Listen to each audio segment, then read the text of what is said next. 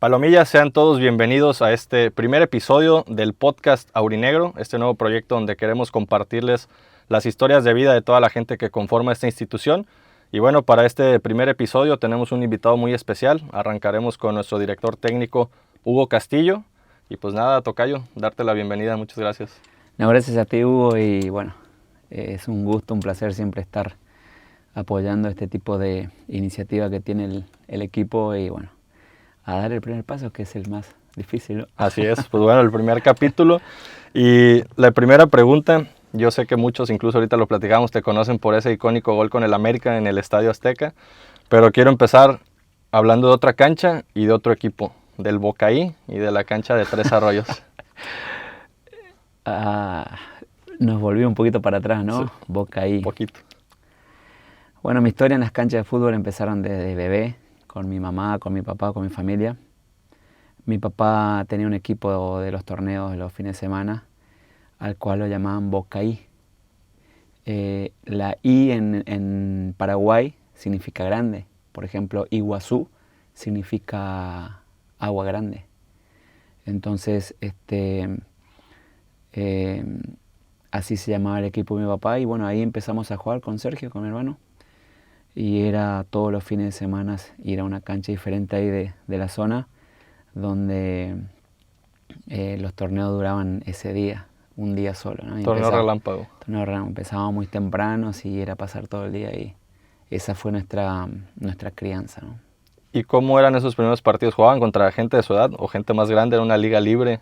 No, ¿Cómo? gente grande. Yo el primer partido que me tocó jugar, que mi papá dijo, no completaba el equipo porque eran los domingos, no completaba el equipo el día domingo porque era muy temprano, y dijo, va para adentro, Hugo.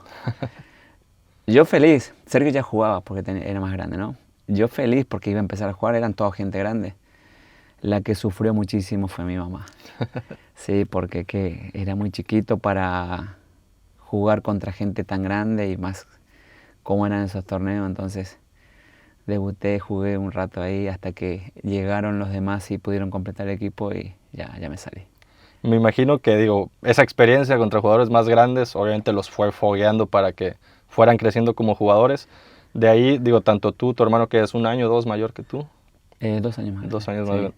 ¿Cómo fue también ya el crecimiento en las ligas regionales y el cambio de Capiobí a Posadas, ¿no? Que es cuando te toca ir a Guaraní? Bueno, después de ya estar jugando bastante ahí en los torneos, obviamente nos llamaron. Te ven, siempre que entras a una cancha alguien te ve, ¿no? Y como destacábamos ahí, nos llamaron del pueblo, porque esa liga era en las afueras, ¿no? Nos llaman del pueblo para jugar en la Liga Regional de Puerto Rico, en el equipo de Esperanza, de nuestro pueblo de Capiobí, así se llama, porque hasta ahora existe.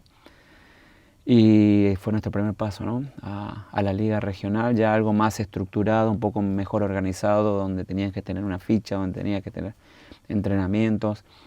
Y de la misma forma que pasó de los torneos a la liga, pasamos de la liga a un equipo mucho más formal ya y a jugar torneo de ascenso, que fue con Guaraní Antonio Franco, que ese fue el primer equipo semiprofesional en el cual ya nos dedicábamos al 100% al fútbol y bueno, íbamos dando pasos seguros en lo que iba a ser una carrera. ¿Cómo fue? Creo que llega primero tu hermano Sergio, después vas tú, ¿no? Sí, primero se lo llevan a Sergio. Él, al ser un poco más grande, ya jugaba en otros torneos, eso, destacaba y se lo llevan a él a prueba, ¿sí? Entonces, queda, creo que en una semana le dicen que sí, que se va a quedar, y después voy yo también a prueba e iniciábamos jugando en las inferiores de ese equipo, pero ya nos habíamos movido de nuestro pueblo natal, que era Capiobí. Ya nos fuimos a la capital. Y bueno, toda una experiencia irnos del pueblo a la ciudad, porque no conocíamos nada, los lugares donde andábamos eran complicados y los recursos también eran escasos, entonces el esfuerzo era grande. Pero por perseguir el sueño, ahí estábamos. Bien, y ya de ahí en Guaraní te ve un cazatalentos algo inusual, ¿Cómo fue la historia para que te invitaran a jugar ya a un equipo profesional al Club Deportivo Español? Sí, mira, estábamos jugando el torneo de ascenso, perdimos la final contra Gimnasia y Esgrima de Jujuy. Y todo, han pasado, 2 o 3 años, desde el 88 hasta el 93, 4 o 5 años, donde habíamos jugado torneos locales, donde habíamos jugado el torneo del interior, ese de ascenso, y la verdad que nos iba bien en la parte individual. Y ese torneo que llegamos a la final para ascender a lo que es lo que sería hoy expansión acá, la segunda categoría del fútbol argentino, perdemos la final y bueno, nos vamos de vacaciones a descansar y me buscan de mi casa y me dicen que me tenía que presentar mañana porque iba a viajar a Buenos Aires. Y dije, ¿qué está pasando, no? Dentro de todo, dentro de una inconsciencia, porque no tomábamos nosotros dimensión de lo que podría pasar a futuro. Pero como era otro escalón más, así como fuimos del torneo relámpago a la liga, de la liga a un equipo semiprofesional como era Guaraní en ese momento, se nos presentaba otro escalón más, que ahora era realmente lo que nosotros estábamos queriendo, que era una primera división, ¿sí? Me presento yo al otro día a Posadas, voy a volar y el cazatalento del que hablaba era el utilero del equipo. El utilero que fue de vacaciones, coincidimos en las vacaciones, él se regresó a Misiones. ¿Él era de allá también, de Misiones? Él era misionero, sí, él era también de Misiones. Él ya estaba trabajando hace muchos años en el Deportivo Español, en un equipo de primera, y coincidieron las vacaciones y él llega a Misiones y nosotros recién eliminados, todo el mundo decía, los castillos, tenés que llevarlo por conseguirle una prueba. Y dentro de esa locura, dijo, ¿yo me lo llevo? A ver qué pasa. Yo me lo llevo, sí, muy loco. Al otro día yo estaba viajando domingo a la tarde, a la tardecita noche, estaba viajando en invierno, me acuerdo perfecto, a Buenos Aires. ¿Sí? Y esto fue muy gracioso lo que me pasó. Bueno, ahora yo lo cuento y me río, ¿no? Porque en ese momento digo, ¿qué está pasando, no? Llegamos al estadio. Él vivía debajo de la tribuna. ¿Sí? El equipo se iba a presentar el lunes al otro día muy temprano y entonces llegamos nosotros el domingo a la tardecita, ¿no? Bueno, llego y entro a un vestidor a una utilería que yo nunca había visto, una utilería de primera, y vi zapatos de fútbol, pero de todos los colores, y los lockers de los jugadores, y las camisetas y ropa de entrenamiento, y el paraíso para nosotros, ¿no? Que nunca habíamos visto eso. Bueno, ordenó todo, preparó todo el entrenamiento al otro día. Al otro día iban a llegar los jugadores temprano. La emoción que yo tenía de ver a los jugadores que hace una semana lo estaba viendo por televisión, hace 2 semanas lo veía por televisión, al otro día lo iba a tener enfrente. Y yo dije, voy a entrenar, o sea, a ver qué pasa, o sea, ¿con quién voy a entrenar? Yo pensaba que iba a entrenar con ellos. Bueno, ¿vamos a dormir? Bueno, vamos a dormir. Una cama, ¿cómo se dice? Yo la conozco ¿Una como litera? Una cucheta, una arriba de la otra. Ajá, ¿sí? una litera. Entonces dije, bueno, yo voy a dormir arriba porque el señor más grande, yo me imagino que va a dormir abajo. Y bueno, vamos a dormir, vamos a dormir. Baja una colchoneta de la segunda cama y me dice, Hugo, tú vas a dormir ahí. ¿En el piso? En el piso. Yo duermo acá y en un rato más llega mi ayudante, que es el que dormía arriba. Entonces, fue un golpe de realidad para mí porque yo no era nadie en el fútbol. No me conocía nadie, esa era la verdad. Empezaba la fama local en Misiones. En Misiones era Gardel con guitarra eléctrica, dicen, porque todo el mundo me conocían, bien, bien puntuado, en los diarios todos los fines de semana, la crítica, todo el mundo hablaba de Castillo. Fui allá a dormir en el piso, invierno, esa neblina, ese invierno frío que te cala los huesos, que no ves que de la neblina. Bueno, dormí en el piso. No me importaba nada, Hugo, yo estaba cumpliendo un sueño, ¿viste? Y el otro día llegan los jugadores a la... ¿El entrenador sabía o ese día te iba a ir a presentar con él? ¿Le avisó un día antes? Yo no sabía nada cómo estaba el tema. Entonces, fíjate, al otro día llego, nos levantamos 5 de la mañana. Preparamos el mate, limpiando todavía detalles de los tachones, los zapatos de los jugadores de fútbol, y como a las 6:30, 7 empiezan a llegar los jugadores. todos jugadores, a ver, el Checho, el Batista, un uruguayo que jugaba ahí, Pedro Catalano, jugadores Caviglia, jugadores que tenían recorrido en primera división.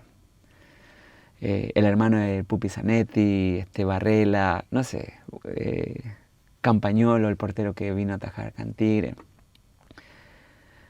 Y yo estaba cebándole mate y le veía entrar a los muchachos ahí. Y ¿Los conocías de televisión? Yo los conocía a todos, ¿sí? Pero, o sea, de verlo en la televisión, ¿no? Entonces dije, voy a entrenar acá. Pero para sorpresa mía, nadie sabía que yo iba a llegar. No te esperaban. Nadie me esperaba. Cuando llega Ferraro, Pancho Ferraro, el técnico, que después dirigió la selección juveniles y eso, el utilero dice, Pancho, vení. Dice. ¿Qué pasó, Polaco? Le dice mirá, me fui a Misiones y le empezó a contar esto, me fui a Misiones y me recomendaron tanto este jugador y que hablan muy bien y que me lo traje para que lo pruebe. ¿Cómo? Para que lo prueben acá. Y dice, a ver, ¿y cómo te llamas? No, yo soy Hugo Castilla, me pretendo juego tal. Ah, sí, ya escuché de vos, me dice. Bueno, que te dé ropa el Polaco, dice. Entonces, a todo lo de primera le dio de color rojo y a mí me dio negro, por ejemplo. ¿Sí? A entrenar con la reserva. Y la reserva, el equipo no tenía canchas alternas, y entrenábamos. Tenías que esperar a que terminara el primer equipo. No, entrenábamos a la par, pero la pretemporada iniciaba en los camellones de las avenidas, entre los árboles, en los parques íbamos a entrenar. Y yo estaba que me llevaba el diablo, decir, ¿qué está pasando? Entonces entrené el lunes, martes, miércoles. El jueves fui otra vez a entrenar con ellos y de repente viene el Polaco corriendo y iban a hacer fútbol. Me dice, Hugo, vení, ¿te quiere ver el técnico? Vamos a hacer fútbol. Y claro, voy a entrenar al estadio. En el estadio de la cancha, así un billarcito espectacular. No sé cómo fue, no me acuerdo, pero lo que sí sé es que cuando terminó la práctica, que quedamos todos ahí, el estiramiento, el enfriamiento, la vuelta a la calma, que estaban todos los jugadores ahí, los utileros llevándote el agua, recogiendo las cosas. Y me paro y voy a hablar con el técnico. Y le pregunto, ¿no? Profe, ¿será que yo mañana me puedo presentar con ustedes? Está mejor su cancha, dijiste. Y me dijo, sí, Hugo, vení, que te dé ropa al Polaco, vení, entreno. Pero te digo, no me acuerdo cómo me fue en la práctica. O sea, bueno, a partir de ahí nunca más volví a las inferiores. Me costó un mes quedarme porque cuando él me había dado el ok para que ya firmara que sí, sale el técnico y se va a Gimnasia y Esgrima de Jujuy, que ellos ascendieron. Ascendieron en esa final. Claro, ellos ascendieron, entonces se lo llevaban a él de entrenador y llega un técnico nuevo con nosotros, que otra vez me tenía que ver. Y tardé un mes, 2 semanas y 2 semanas de prueba.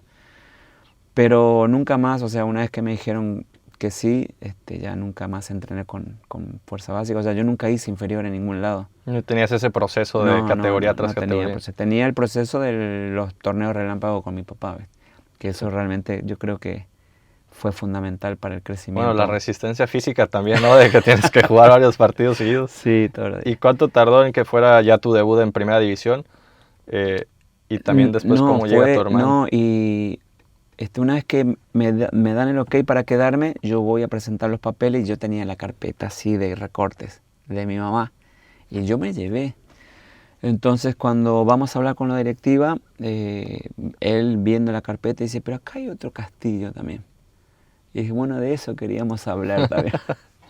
Y bueno, así fue como llegó Sergio, pero Sergio en una semana se quedó. Porque Sergio tiene otro carácter, otro temperamento diferente al mío. Siendo defensor, llegó y luego entrenó con nosotros, interescuadra, y ya cuando lo vieron jugar, ni dudaron. Ya tenías compañía, ¿no? Que me imagino, no sé cómo fue el cambio de, ya lo decíamos, de Capiovía a Posadas, pero sí, de Posadas a la capital, ¿no? A Buenos Aires. Fue muy difícil porque nosotros, gente de pueblo, no estábamos acostumbrados a la gran ciudad. No conocíamos nada, no conocíamos a nadie, nos las pasábamos en las cabinas telefónicas de antes, hablando a Misiones y contándole y todo. Y después volvíamos teníamos un departamento, pero volvíamos solos. Sergio ya estaba en pareja y él se fue con su pareja y yo estaba solo. Entonces, fueron 6 meses complicados, los primeros 6 meses complicados para estar ahí en Buenos Aires. Hacía lo que me gustaba, hacía lo que quería, pero viste, siempre tener a alguien cercano, claro, es bueno. ¿Viste? ¿Y cómo se dio ese progreso? Como dices, hay una parte donde ya no regresas a entrenar con la reserva, pero se está dando esa adaptación. ¿Cuánto tardó en llegar el debut? Y también cómo empezó esa gran etapa en el que, digo, el club creo, no sé si desapareció, si se rescató después por una crisis económica, sí, pero cómo fue la consolidación en Primera División también, porque fue un equipo que tuvo su buena época, ¿no? Bueno, la última mejor etapa fue con nosotros, ¿sí? Que salimos en tercer lugar en el 95, salimos en tercer lugar, fue su última mejor campaña. A ver, no me acuerdo cuánto tiempo, pero sí fue rápido el debut. Nuestro primer partido fue en la Copa Conmebol contra Deportivo Luqueño en Asunción. Y el debut en Argentina fue contra River en la cancha de Vélez. Eso me acuerdo perfecto. No me acuerdo qué tiempo, pero sí fue rápido. Empezamos a jugar, no de titular al principio, pero sí empezamos a jugar rápido y no sé, yo creo que en un año los dos éramos titulares. ¿Te tocó marcar en canchas importantes? ¿Cuáles son los goles que más recuerdas también de ese época? Lo que más recuerdo es los goles que le metí a River.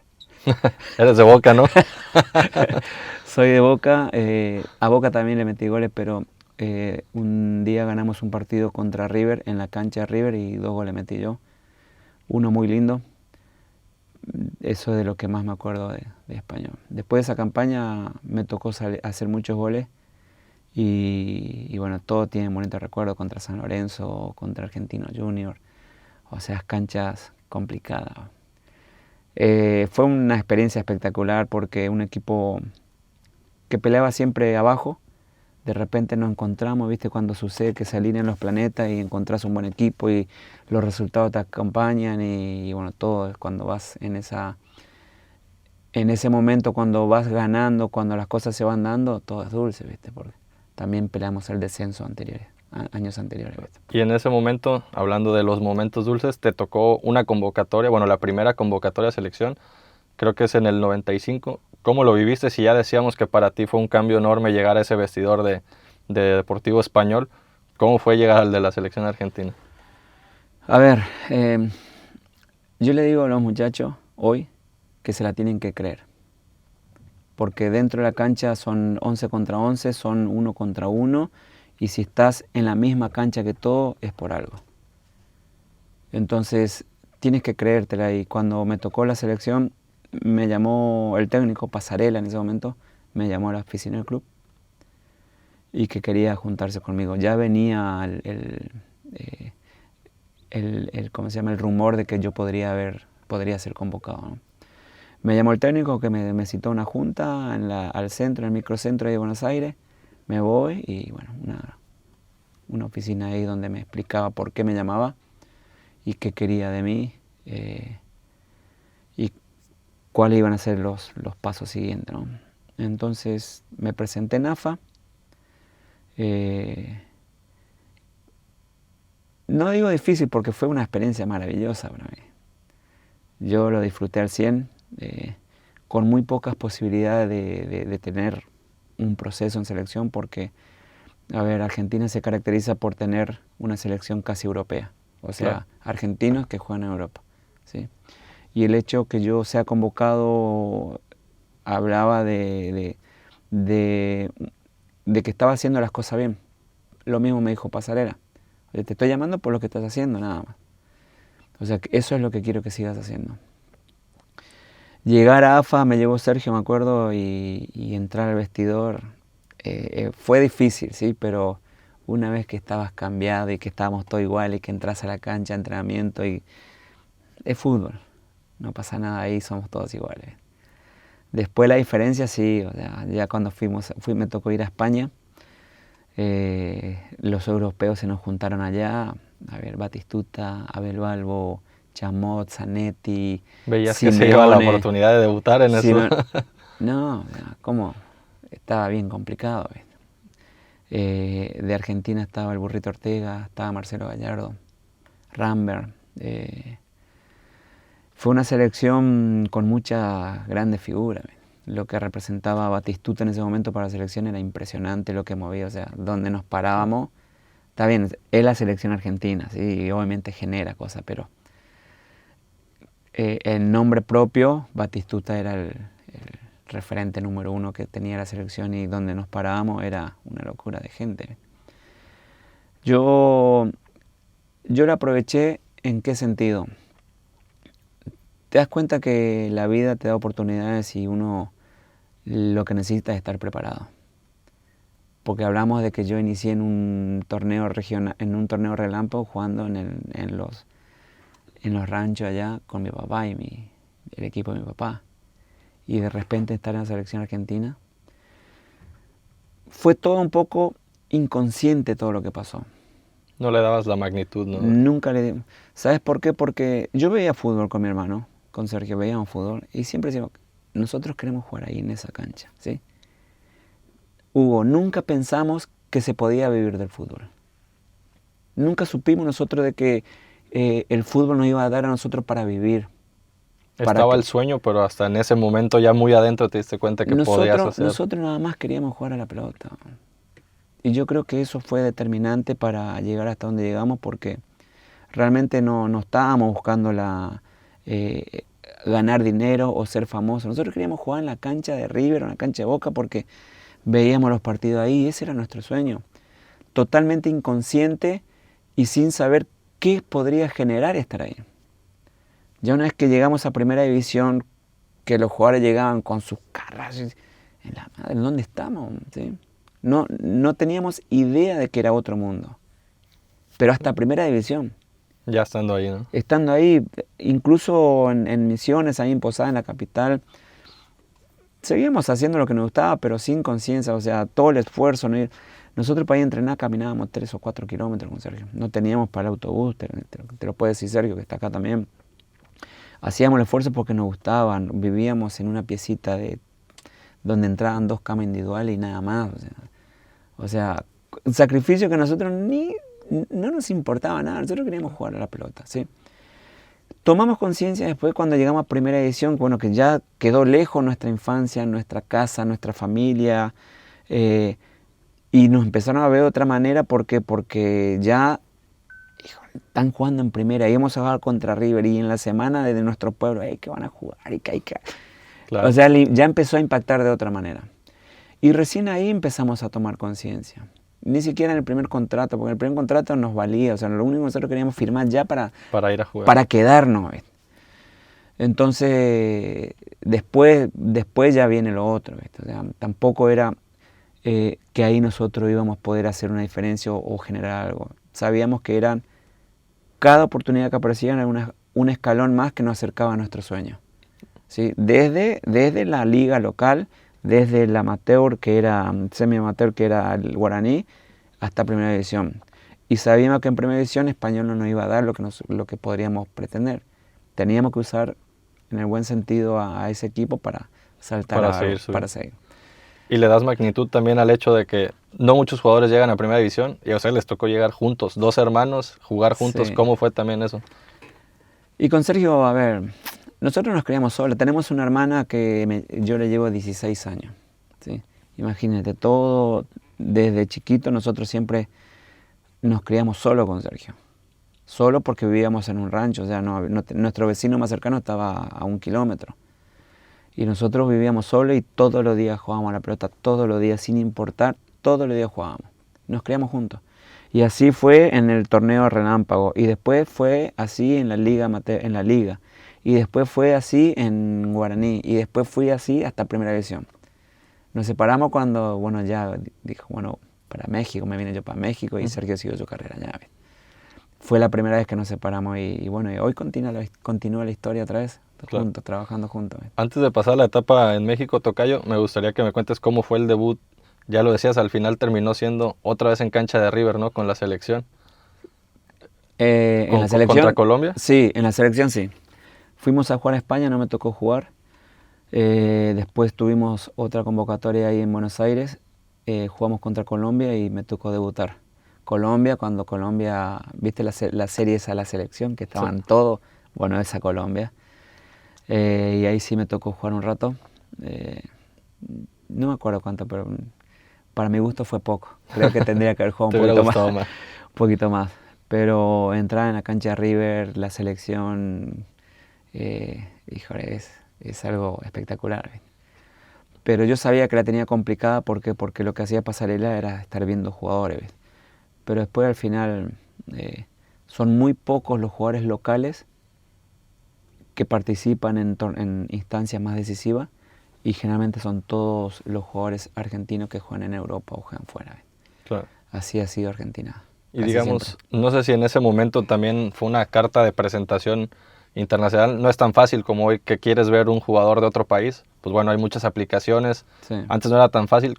¿Cómo llegó la invitación a México? Llegas a Rayados, pero ¿quién fue el contacto? ¿Cómo se da todo para que pudieras llegar ya a tu primera experiencia acá? Antes de eso hubo 2 opciones de salida de Español. Una fue San Lorenzo y el presidente, en el último estábamos todos reunidos así para firmar y el presidente de Español no se presentó. Y no, yo me quería retirar del fútbol, yo quería salir porque ahí sí ya estaba buscando. Entonces después me dijo, ¿sabes qué, Hugo? No la íbamos a cobrar, íbamos a perder todos, vos, yo, el club, íbamos a perder todo, no nos convenía. Bueno, entonces después cuando fui con la selección a España, me junté con la gente del Sporting de Gijón. Ujú. Y también me ofrecían 3 años de contrato y dije, bueno, ya está, ni la pienso. Me ¿sí? voy. Hasta que me agarró Pasarela. Y me preguntó cómo me fue en la junta, le dije, no, espectacular. Me dan 3 años de contrato y bueno, ya.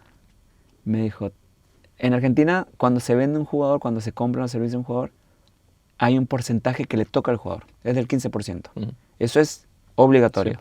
O sea, te venden a donde sea. El 15% de la transferencia es para el jugador. Y Pasarela me preguntó eso. ¿Te dan el porcentaje? Yo le dije, no, porque si me dan el porcentaje, entonces no pueden hacer otro. Quedó pensando y me dijo, no firmes. Me dijo. Porque ese porcentaje sale. Si ese porcentaje no te lo dan a ti, alguien se lo va a quedar. Pero de que sale, sale. Claro. No le firmes. Y yo le dije, ¿estará bien Pasarela? O sea, ¿cómo me va a decir que no firme 3 años de contrato? En España. No, en Europa y no sé cuánto de sueldo. En ese tiempo, Sporting en primera división. En primera división, sí. La diferencia abismal de un contrato a otro. Yo dije, o sea, me viene bien por todo lado. ¿Sí? Y le digo, ¿y como por qué yo no firmaría? Le digo, sí, me conviene. No, me dijo, por eso. Me dijo, y hay algo que vos estás perdiendo de vista, me dijo. ¿Dónde estás ahora? O sea, ¿qué camiseta tenés puesto hoy? El de la selección. Si no es Sporting, aparece otro. Y efectivamente apareció, en menos de 3 meses apareció Monterrey. Con una oferta mucho mejor y que le convenía al club, le convenía a todo el mundo. En Monterrey estaba Arturo Salá, un chileno, en el 96. Y mandó a un empresario a buscarme allá. Fue en el que menos creí. No dabas crédito. Porque ya me había pasado 2 o 3 veces y entonces llega, era argentino. ¿Sí? Fue en el que menos, te lo juro, fue en el que menos creí. ¿No? Te veo a la noche en el tal hotel y ahí charlamos. ¿Sí? Y me explicó cómo estaba la situación, que Monterrey quería que yo venga, que ya tenía aprobación del club, del técnico, del presidente mío. ¿Sí? Lo único que tenía que hacer es ponerme de acuerdo conmigo. Si nos ponemos de acuerdo, acá está el contrato, así. Todo rápido. Así, o sea, era de firmar ahí mismo. Y me voy a mandar una, digo, ¿qué hago? O sea, que no tenía a nadie quien consultar. Yo no, te lo juro, no sabía. Antes no se veía fútbol.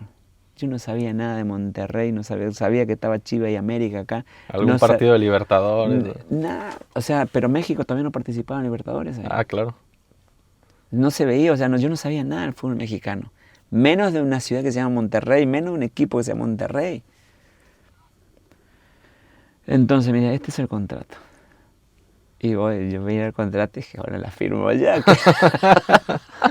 ¿Viste el número? Ay, Bueno, fue una decisión loca porque no consulté con nadie, pero ahí sí decía, bueno, tenía que dar el salto. Y firmé el contrato.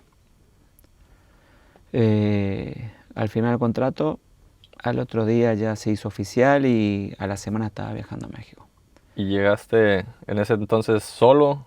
Solo. Bueno, es otro capítulo aparte de mi esposa. ¿Va?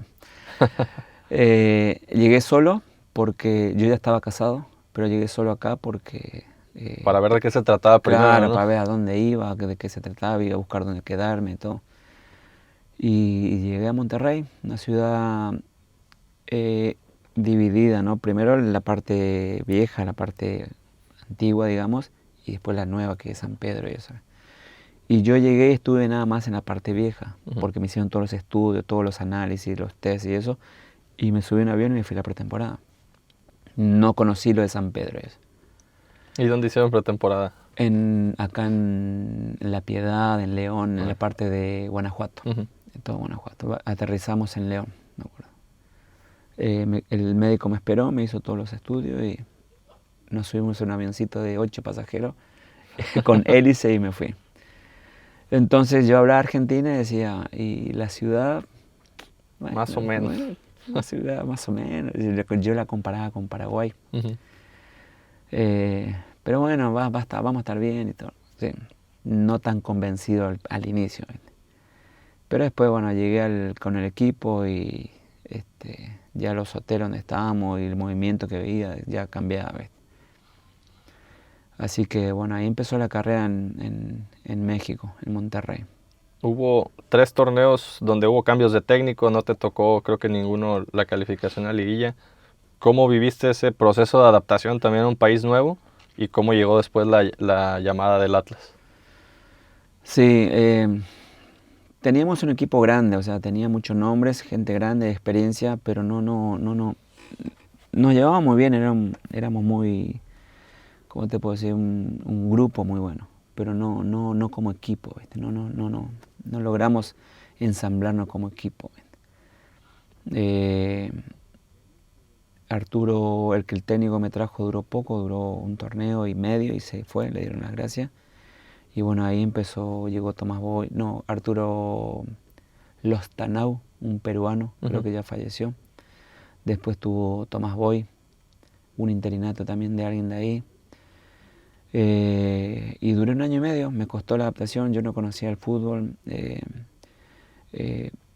porque todos estamos tan equivocados que pensamos que venimos a México y es papita, y estamos equivocadísimos. Más sin haber visto nada, ¿viste? Entonces me costó esa adaptación al fútbol, a los compañeros, no a la gente, porque al fin y al cabo somos latinos, el mismo idioma, la comida tampoco, porque cada quien come lo que quiere, ¿entendés? Claro. Pero sí el fútbol sí me costó al principio, hasta que tuve 1 año y medio en Monterrey, me ponen transferible y aparece el Atlas con La Volpe. ¿La Volpe ya te había buscado antes? Sí. Bueno, cuando yo firmo en Buenos Aires con Monterrey, ¿sí? Entonces tuve 1 semana para terminar toda la relación ahí con... Al segundo día viene el presidente y me dice, oye, apareció un equipo y quiere pagar más, pero hay que deshacer el contrato con Monterrey. Y yo, como el presidente nuestro no tenía muy buena fama, dije, no, yo ya firmé, me comprometí con esta gente, no me importa si pagan más, yo me voy con esta gente. Y esa gente que quería pagar más era el América. Cuando La Volpe estaba antes de ir Y al La Atlas. Volpe estaba en el América. Fue la época donde La Volpe duró 3 meses, que se peleó con toda esa banda de Villa, Lara, Cuauhtémoc, Isaac Terraza. Muchas personalidades fuertes. Se peleó con todo, por eso no duró. Sí. Y bueno, mira, por algo pasan las cosas, ¿no? Porque si yo venía a esa América, iba a durar 3 meses Ricardo y quién sabe qué hubiese pasado, ¿no? Sin embargo, me permitió eso llegar después con La Volpe. Cuando yo quedo transferible en Monterrey, llego al Atlas con La Volpe. Y bueno, en Atlas me fue, yo creo que muy bien, donde sin duda fue mi techo futbolístico. No logramos salir campeones, pero hasta el día de hoy hablan de ese equipo por la forma en que jugaba. Y bueno, fueron 4 años, fue el equipo donde más estuve, donde más tiempo duré y hasta el día de hoy somos amigos y tenemos un grupo ahí donde seguimos en contacto y fue aparte un buen equipo, hicimos comunión de amistad con todos. Fíjate, yo creo que hay un dicho erróneo de que nadie se acuerda de los subcampeones. Yo creo que hay muchos subcampeones muy famosos y muy recordados, obviamente en cada liga, en cada torneo. Yo creo que ese Atlas es un equipo del que habla mucha gente, tanto por los jugadores como por el entrenador, ¿no? Todos dicen también que es quizá el mejor equipo que ha entrenado la Volpe. Para ti, ¿qué era lo más especial que tenía ese Atlas? Porque te aseguro que así, aunque existe ese gol icónico con el América, muchos atlistas se acuerdan de ti y mucha gente en Guadalajara, ¿no? Sí, sin duda, y lo vivo, hasta el día de hoy lo vivo. A ver, lo que mejor hacía ese equipo era el juego vistoso, el juego en conjunto, el buen juego, el que atrae. Mucha gente de Atlas se hizo hincha de Atlas en esa época. Nosotros jugábamos contra el que sea y llenábamos, cada 15 días llenábamos el Jalisco. Era una cosa increíble. Y la Volpe, si algo tenía era trabajo táctico y insistía y repetía y buscaba el perfeccionamiento en los movimientos, en lo que él pretendía. Y ese equipo jugaba así de memoria.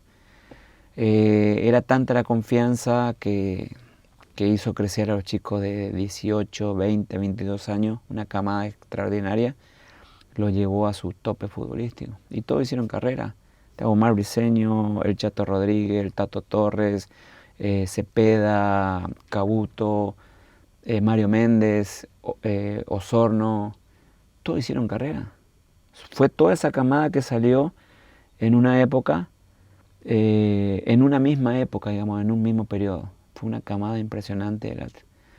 Y perdimos contra un equipo, perdimos la final contra un equipo que también en ese momento tenía un equipazo. Claro.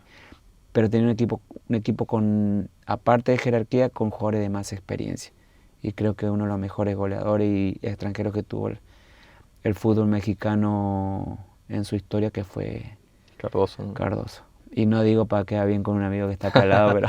Sí, aquí tenemos a Ponchito que le va al Toluca, ¿no?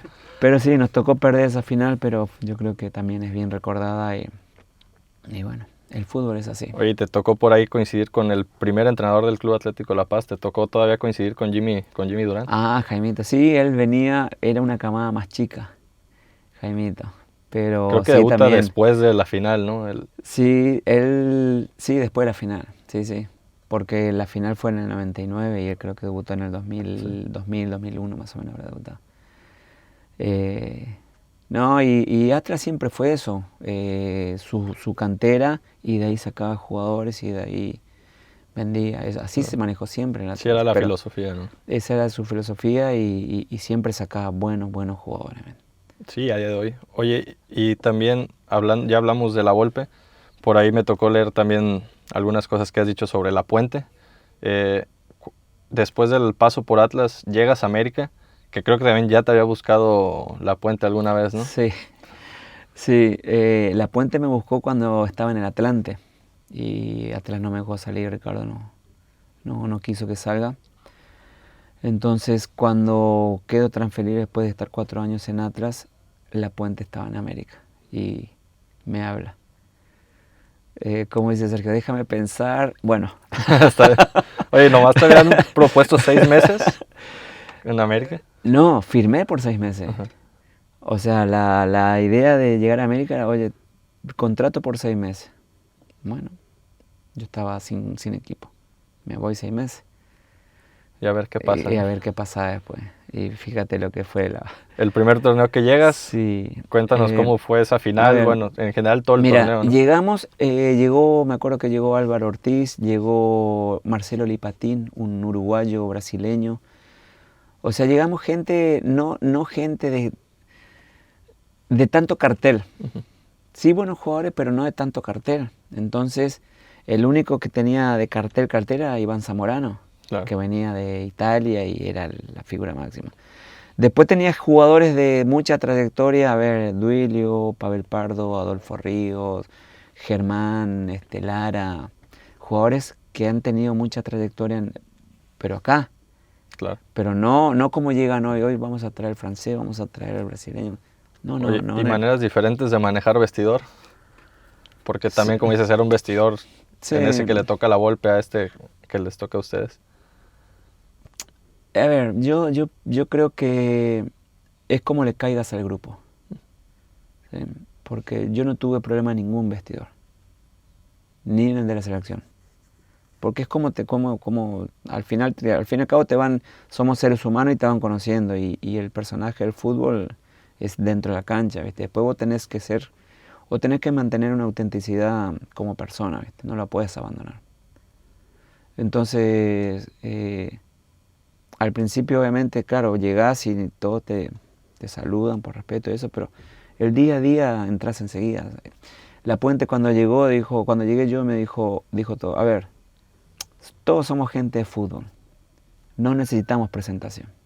Ya saben, él es Hugo Castillo, ya, listo, a trabajar.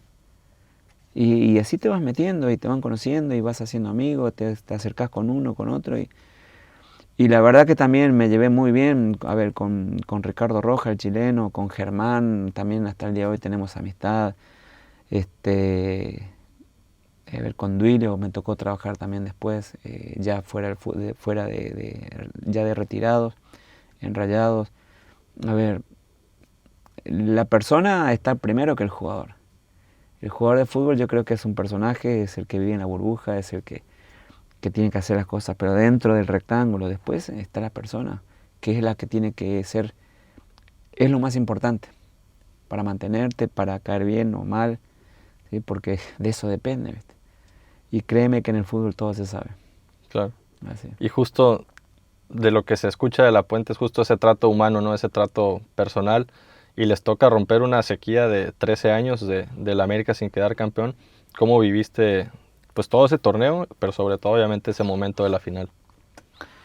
A ver, La Puente y Ricardo Lavolpe me enseñaron dos cosas fundamentales para lo que continuaba para mí, que era ser técnico, ¿no? Uno, el trabajo, ¿sí? La parte táctica, la importancia de que el jugador sepa una información clara, concreta, las repeticiones, aunque sean jugadores de primera, tienen que recibir una indicación concreta, tienen que tener un mensaje claro.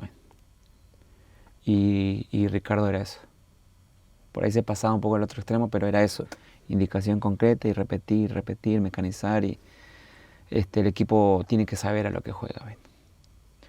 Y La Puente era la gestión porque el entrenador de fútbol, a ver, siempre digo, nosotros entrenamos jugadores de fútbol, pero gestionamos emociones, porque cada jugador es una cabeza diferente. Y la diferencia es en cómo llegas con fulano, cómo llegas con mengano, cómo llegas con perengano. No son iguales. Entonces a lo mejor tienes que hablar de una manera, tienes que hablar con otra, a uno le puedes gritar, al otro le puedes hablar, apapachar. O sea, cada jugador es diferente. Entonces digo, el entrenador de fútbol gestiona emociones y entrena a jugadores de fútbol. Y no pueden estar separadas dos cosas, tienen que ser de la mano. Claro. Y La Puente y Ricardo me enseñaron eso fue lo que más aprendí de ellos. A ver, fue un torneo donde nosotros clasificamos en la última fecha por combinación de resultados. Fue un torneo difícil. En ese torneo el que mejor hizo las cosas fue La Piedad, que había salido super líder y ganando. Y nosotros entramos de última, de octavo. Eso te indica de que en una liguilla o en una fase final todo lo que pasó hacia atrás es nada más estadística. Es un nuevo torneo y todo puede pasar, ¿viste? Entonces nosotros arrancamos esa liguilla jugando contra La Piedad y ganamos creo que 5-1, no me acuerdo, 3 o 5-6 a 1 ganamos. Entonces después vamos contra Puma y pasamos por posición en la tabla, muy difícil, lo empatamos en el último momento y clasificamos a la final. Y la final íbamos 2-0 abajo, ¿sí? Entonces Lapuente era el más tranquilo de todo. Dijo, tranquilo, todavía falta 90 minutos. Serenidad. Serenidad, sí. Y él ha tomado decisiones muy difíciles. ¿Por qué?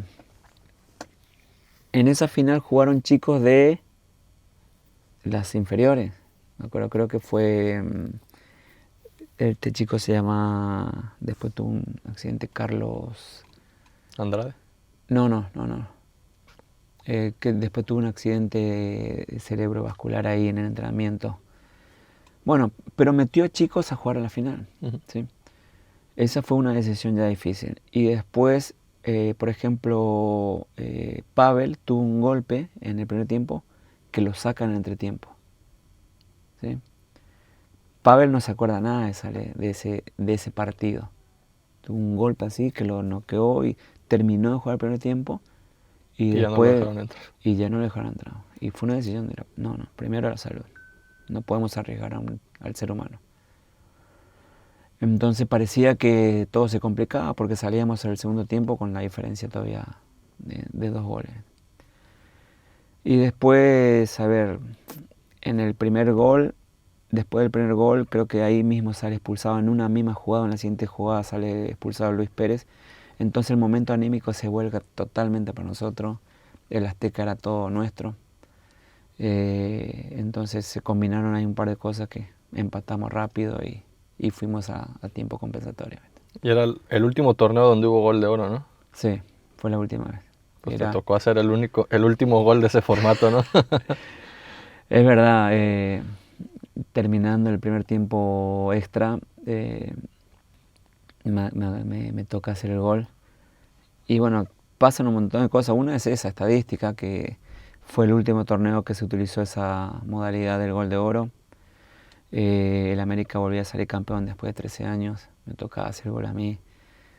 No sé, se coronaron varias cosas ahí, se juntaron varias cosas que repercutió muy bien me fue muy bien a mí como para la carrera mía.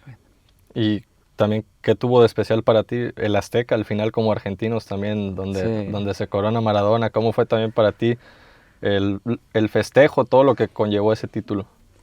Es difícil explicar, ¿eh? Si yo trato de describir, no creo que me acerque un poquito a la realidad de lo que pasó ese día. Todavía estaba el estadio para 110.000 personas, creo que era, y estaba repleto. Totalmente amarillo. Totalmente amarillo. De esas 110.000, hace de cuenta, 105 eran del América, porque había un grupito así de rival.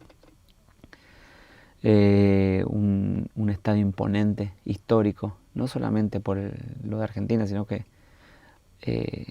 a nivel mundial, el Azteca, el templo del fútbol. Es un estadio que a mí me encanta por todo lo que representa, ¿no? Salir campeón ahí, digo, si en la vida te dicen, te dan esa posibilidad, lo firmas de una, claro. No importa cuándo, pero qué pasa, ¿no? Y bueno, yo creo que fue una bendición. Me tocó estar ahí, me tocó vivir de esa manera, me tocó hacer el gol. Son cosas que el destino te pone en el camino. Después del partido me tocó el control antidoping y hasta que no podía salir. Y no podía hacer. Me dieron cerveza, me dieron agua. No respondía el cuerpo. No podía. Ni con la cerveza. Estaba demasiado cansado. No me respondía, o sea, no había forma. Me tardé 2 horas. Pero a 2 horas me quedé yo, o sea, me esperaron los utileros y yo. Y la fiesta ya estaba en otro lado y tú todavía todo el equipo se fue al hotel de concentración porque ahí había un salón gigante que estaba esperando, ¿no? Entonces ya, hasta que de repente, bueno, ya, ahora sí, vamos, me subo a la camioneta de la utilería y nos vamos, ¿sí? Agarramos el periférico hacia el hotel ahí en el sur. Imagínate, o sea, yo estaba demasiado cansado jugábamos cada tercer día, 20 días concentrados, ese mismo partido con alargue, o sea, el cansancio era mucho, ¿no? Y llegué al hotel, un salón gigante, gente. Yo no conocía a nadie. ¿No encontrabas ningún compañero? No, a mis compañeros por ahí de repente lo vi uno allá, otro allá, así con gente. No me sentía a gusto. no me sentía a gusto. Y cuando llego viene obviamente mi esposa, mis hijos, que eran los que me estaban esperando ahí afuera. Y estuve no más de media hora en la fiesta. Y le dije a Graciela, le dije, vámonos, le digo, vámonos porque acá, a ver, si no le vi en todo el torneo, o sea, no conozco a nadie lo que está acá. Le dije, vámonos, ya tendremos tiempo. Ya les dejé el motivo para festejar, ¿no? Ya me voy. Bueno, me fui a mi casa. Me fui a mi casa. Al otro día me desperté a las 5 de la mañana y me fui a la basílica.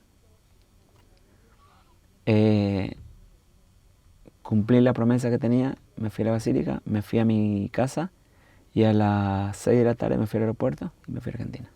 ¿Cuál era esa promesa? ¿No? De ir a dar gracias a su casa, a la Virgencita. Y de ahí al aeropuerto. Y de ahí terminamos de juntar algunas cosas en la maleta y me fui a Argentina. No viví ese post festejo esa de la semana de la locura, ya, no lo viví, porque yo quería estar en otro lado, con mi familia. Claro. Y yo sabía que ellos estaban al pendiente, que lo habían vivido también. ¿Ellos pudieron venir, tu mamá, tu papá? No, nadie no pudo venir. Pero mi mamá, yo sabía cómo... Mi mamá falleció, ¿sí? Y ella era la fanática y nos seguía y donde estábamos, ella siempre estaba pendiente y nos han llamado y la velita a la Virgen, muy, muy devota a la Virgen de Guadalupe. Por eso también la promesa. Y fui y disfruté el campeonato allá, con mi familia. Claro.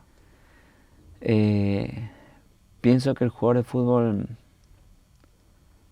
hay niveles donde vive en una burbuja y se olvida de ciertas cosas, que realmente son las más importantes.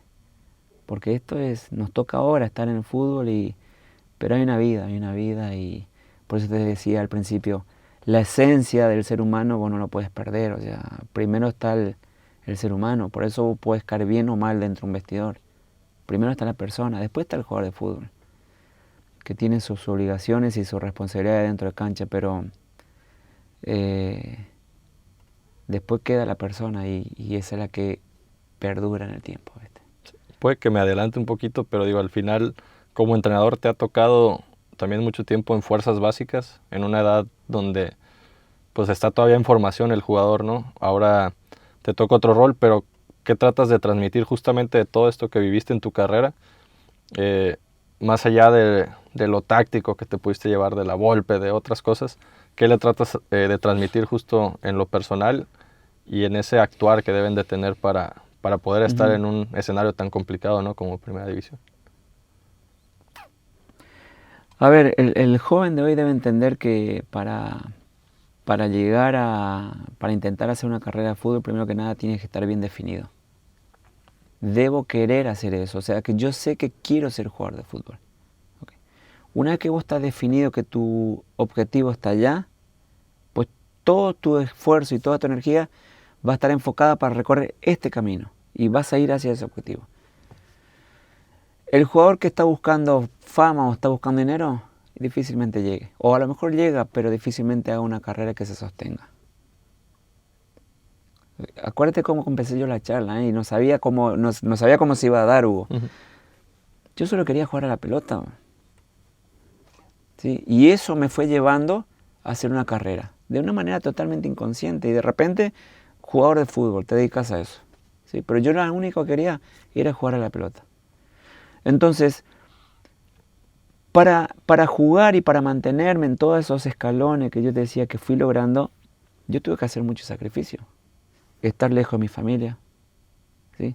Perderme Navidad, Año Nuevo, casamiento, fiesta, cumpleaños, aniversario, fallecimientos que se nos adelantaron. Yo no estuve en muchos momentos tan importantes con mi familia por pelear o por buscar mi objetivo. Y me tocó estar lejos. Entonces el jugador de fútbol, primero que nada debe definir, yo quiero ser jugador de fútbol, ok. ¿Qué implica? Esto, sacrificio. ¿Estás dispuesto a hacer sacrificio para ser jugador de fútbol?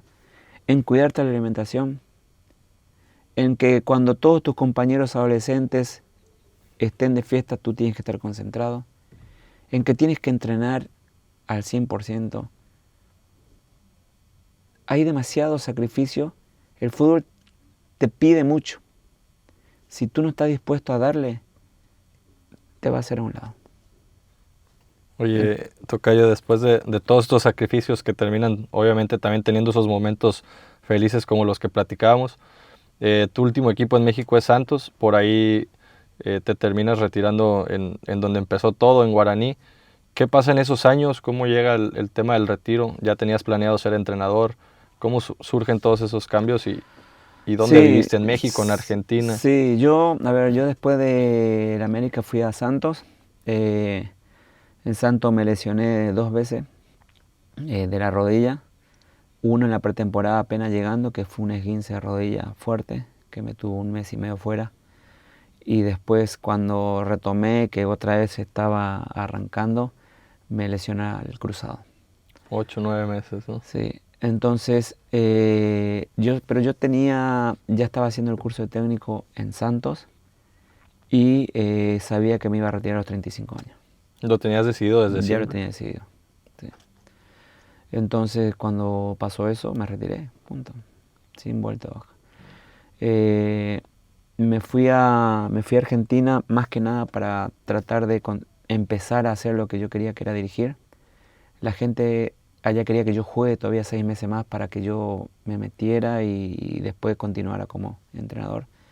Pero yo quería hacer un proyecto más que nada con los jóvenes y con los chicos porque ahí quería empezar. Y después que me retiro de Santos, voy otra vez a Argentina, pero me encontré con una realidad muy dura. No hay infraestructura, no hay proyecto sólido, no hay una idea, ¿no? Es todo demasiado pulmón y bueno, se hace muy difícil todo, ¿no? Yo quería hacer un proyecto con los chicos, pero no teníamos cancha, no teníamos elementos, no había nada. Entonces, ahí sí me retiré del fútbol porque fui a mi pueblo. Yo tengo un hotel ahí, me metí a trabajar ahí, a ver de qué se trataba. Y duré 1 año y dije, no es lo mío. Me aburré. Entonces, Tenías la intención de volver al fútbol, ¿no? No, yo siempre dije que iba a trabajar en el fútbol. Y siempre dije que íbamos a volver a México. ¿Sí? Entonces, efectivamente estuve un rato allá, después volví a México en el 2014 y apenas llegué empecé a trabajar en el Atlas. Después Monterrey, me salí de Monterrey, anduve ahí una segunda, después volví a Monterrey. A ver, no quiero dejar de contestar lo que me preguntaste de los jóvenes. Es muy diferente, la época ha cambiado mucho. El fútbol ha evolucionado, el trabajo ha evolucionado, pero sigo pensando que hay algo en común antes y ahora, que son los hábitos. Cómo te preparás, cómo vivís tu carrera, qué le entregás al fútbol. Y yo creo que si logras convencer al jugador de fútbol que los hábitos hacen la gran diferencia, estás más cerca de lograr tu objetivo como formador. ¿Sí? El chico hoy, al haber tanta exposición mediática por las redes sociales, no todos están preparados de la cabeza, o sea, de la parte mental, a mantener los pies sobre la tierra en ese tema.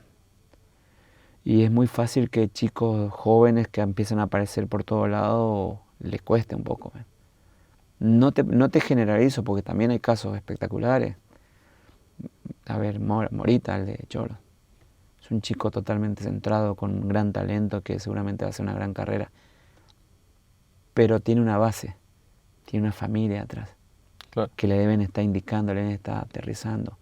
O él debe estar usando esa educación que le dieron de chico para lo que pueda surgir ahora adelante. Claro, y hay entornos donde a veces la familia suele ser más impedimento que ayuda, ¿no? También. Te puse ese ejemplo que es exitoso, ¿sí?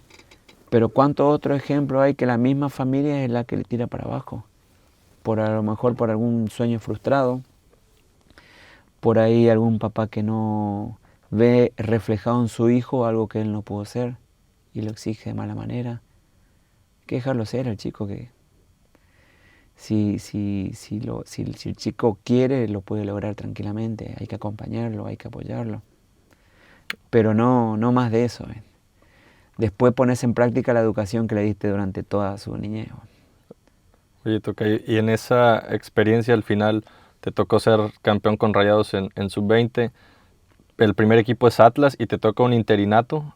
También por ahí en Rayados te toca en alguna ocasión. La oportunidad en primera división como técnico se dio rápido, se dio de manera a lo mejor inoportuna. También, ¿cómo fue eso y cómo esperas, o si sigues soñando que llegue esa oportunidad todavía? A ver, yo creo que el interinato en Atlas se dio, no sé si rápido, pero a lo mejor no era el mejor momento por un interinato. Por cómo estaba el Atlas internamente en ese momento. Lamentablemente uno como empleado del club tiene que asumir, y obviamente es un desafío lindo, pero creo que el momento no era el idóneo. En Monterrey sí, ya con más recorrido, con más experiencia, me parece que estuvo mejor, ¿no? Pero hoy me encuentro tranquilo y viviendo el día a día, disfrutando mucho de lo que hago, con una gran identidad, o con una gran identidad con el proyecto con el cual encabezo, que es este de Atlético La Paz, y muy entusiasmado por lo que sigue, porque creo que el proyecto va viento en popa, el proyecto apunta a algo bueno, y estamos convencidos, todos los que estamos ahí, de que vamos a lograr cosas positivas para la institución, que vamos a lograr ese sentido de pertenencia, esa identidad también con la ciudad, con el estado de Baja California Sur. Y estamos enfocados en eso. Todos los días trabajamos para eso y el objetivo está totalmente claro. Sabemos hacia dónde vamos. Muy bien, pues con eso vamos a cerrar, Tocayo. Yo creo que el tiempo se fue rápido, igual ya después habrá oportunidad de una segunda parte, ¿no? Hubo temas que se quedaron ahí, pero pues muchas gracias por inaugurar este espacio. Bueno, Hugo, bueno, a ver, primero que nada, felicidades a toda la gente que ha hecho posible esto. Creo que es una gran iniciativa. Y bueno, lo que se pueda sumar siempre en la parte institucional, estoy yo para sumar. Así que felicidades y éxito para todos ustedes. Bien, te lo agradecemos y muchas gracias también a la Palomilla que nos acompañó. Con eso cerramos y nos escuchamos en el siguiente.